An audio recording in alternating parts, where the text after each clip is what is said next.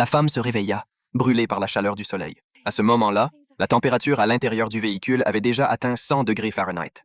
En voyant cela, elle paniqua immédiatement. Elle savait que dans peu de temps, son bébé serait littéralement tué par la chaleur. Elle se hâta alors d'enlever sa veste et de la poser sur le toit de la voiture, dans l'espoir de réduire la température à l'intérieur. Voyant son fils souffrir à l'intérieur, hurlant de douleur, Marie savait que rester là sans rien faire était inutile. Elle reprit donc, une fois de plus, sa quête désespérée pour trouver une chance de sauver son enfant. Peu de temps après, Marie aperçut un avion intact dans le désert. Elle pensa que finalement, elle allait être sauvée. Mais en s'approchant, elle découvrit que c'était un avion abandonné. Cependant, la déterminée Marie ne voulait pas abandonner. Elle s'introduisit dans la cabine de l'avion, espérant trouver une solution. Mais plus elle cherchait, plus l'espoir se transformait en déception. Après avoir fait le tour, elle ne trouva rien de vraiment utile.